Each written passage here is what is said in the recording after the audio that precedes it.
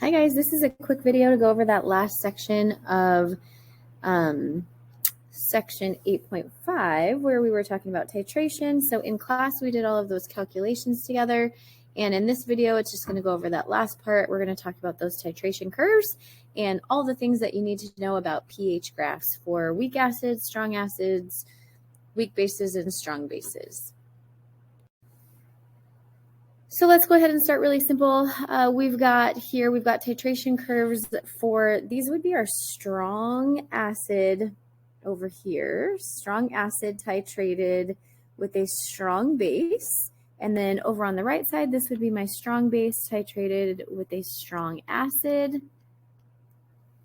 So basically, we're starting with our strong acid and we're going to be adding hydroxide ions to it. Now, anytime you have a strong acid and a strong base, remember we've got our net ionic equation is going to be hydrogen plus hydroxide ions. Those are going to give me water. So basically what we need to know here and what we need to notice is that at the equivalence point, the pH is equal to 7 on both of these graphs. So anytime you have a weak acid and strong acid and a strong base, your pH at the equivalence point is going to be 7. Before you reach the equivalence point, you're going to have extra hydrogen ions present. After you reach the equivalence point, as our pH starts to increase, there will be extra hydroxide ions. And over here on the opposite side, we're going to have extra hydroxide ions at the beginning if we start with a strong base. And as we move past the equivalence point, we'll have extra hydrogen ions. Other things to know about strong acid, strong base titrations. Remember that if we are doing not the net ionic equation, this is the net ionic equation, but if we're looking at the overall reaction, we always have acid plus base, and I always get water, but then you also get some kind of ionic compound salt, and that's always going to be a soluble salt that will break apart into ions. So at the equivalence point, when our pH is 7, we don't have hydrogen. There won't be hydrogen ions. There won't be hydroxide ions. There will be salt ions only. So if it's NaCl, then it'll be like sodium ions and chloride ions, but you won't see any hydrogen or hydroxide there. So same over here on this graph, we won't see any hydrogen ions or hydroxide ions at the equivalence point, because at that point they've all been neutralized. They've all reacted with each other to form water. So we have salt only at that particular point. In terms of particulate diagrams, of course, obviously there is water there as well. Okay, so let's go ahead and take a look at what a pH curve looks like when we have a weak acid and we titrate it with a strong base. So what that means, what we're talking about here is, remember, we're going to have our flask that will have our weak acid in it. And then we're going to add a strong base to it, so maybe sodium hydroxide or something like that. Sodium would be a spectator ion. So anytime we have this situation, our net ionic equation, I'm going to go ahead and put it up here. Net ionic equation will be our weak acid. Remember, weak acids don't break apart, so we keep that together. We add hydroxide ions to it, and that is going to produce water and then leave whatever that anion is that's part of our weak acid. So this is our net ionic equation. You guys have to be able to look at these pH curves and figure out if I give you like particulate diagrams of, what's in the beaker at all of these different points, you have to be able to just recognize what's going to be present in all of those different situations. So if we start at the very beginning, before I add any base to my flask over here, this is going to be HA only. So if you're looking at particulate diagrams, you're only going to see molecules of HA, weak acid. We haven't added any hydroxide to it, so there is not going to be any of that hydroxide in there.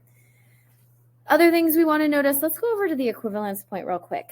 Notice about the equivalence point that the pH at the equivalence point is greater than 7. So that's actually important. Remember on our previous graphs for strong acid, strong base titrations, the pH at the equivalence point was 7. Here, when we have a weak acid, our equivalence point pH is going to be greater than 7. Now, definition of the equivalence point is that HA equals OH. I have the same number of moles of weak acid as I do moles of hydroxide. Those are going to be all used up. So you won't see any of those things in the beaker because they will completely react with each other to form water. So what we're going to find is we're going to have in the beaker at this equivalence point, we're going to have A minus only, our conjugate base, okay? Because all of the HA and all of the OH are going to be used up. Now, other points, so if this is my equivalence point at 25 milliliters, we have this other point right here. It is called the half equivalence point. Now, we need to know some things about the half equivalence point. We need to know that pH equals pKa at this point. So we have to if we have to calculate the pH at half the equivalence point, all we have to do is negative log our Ka value for that weak acid, and we'll get the pH value. The reason why pH equals pKa is because at this point, our HA concentration and our A minus concentration will equal each other. So if you're looking at a particulate diagram of different things, then you'll see the same amount of HA molecules as you see A minus ions.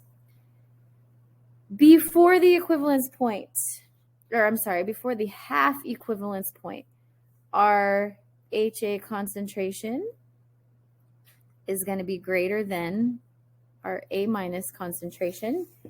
And past the halfway point, they're going to switch places, and our A minus concentration will be greater than HA. Also at this point, just remember that everything before the equivalence point for a weak acid, weak base, everything there is a buffer. So you can be using your Henderson-Hasselbalch equation to calculate pH anywhere within that region before the equivalence point. All right, going up beyond the equivalence point, we are going to have extra hydroxide ions. So if you see hydroxide in your particulate diagram, then that means you've gone past the equivalence point. That's why our pH is increasing beyond that point, because we have extra hydroxide. Let's go ahead and take a look now at what our graph looks like if we have a weak base and we titrate it with a strong acid. So that means that in this case, in our flask right here, we would have a weak base instead, and I would be adding a strong acid like hydrochloric acid or something like that in order to neutralize it and figure out what my pH is at the equivalence point and all of that. So my general equation for weak base titration, we'll just use the letter B to represent base. We're going to be adding hydrogen ions to it. Okay, so that's going to give me BH plus whatever my base formula is, and then add an extra hydrogen. So for example, like if we have NH3 and I add hydrogen ions to it, that will give me NH4 plus.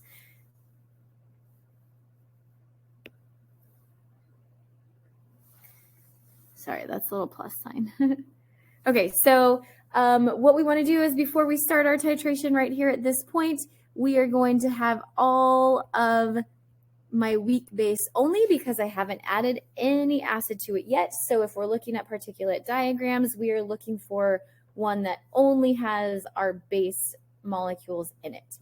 At my equivalence point, things to notice here, the pH at the equivalence point is less than 7 when we titrate a weak acid with or weak base with a strong acid. At this point, our hydrogen ions that we've added should be equal to our base which means actually if you are looking at a particulate diagram, you will not see those in the particulate diagram at all because they all get used up. You will only see what is on the product side of that reaction, which is HB plus. This is all at the equivalence point. At my half equivalence point, that's where my base and my conjugate acid are equal to each other. Before this point, my base is greater than my conjugate acid. And beyond that point, they switch places. My conjugate acid is greater than my base concentration. When you get down beyond the equivalence point, it means that you have added extra hydrogen ions. So that's why my pH is decreasing right here and becoming more acidic. So you'll see extra hydrogen ions there. Anytime you see hydrogen ions in this graph, you would be past the equivalence point. And, let's label our buffer region. Buffer region is before the equivalence point, so we can use our Henderson-Hasselbalch equation to calculate pH values here. So when we come back to class next time, we're going to be doing some practice, looking at particulate diagrams, basically counting everything that you see in those particulate diagrams to determine like which portion of the titration graph each diagram represents. So I will see you guys in class. Have a good day.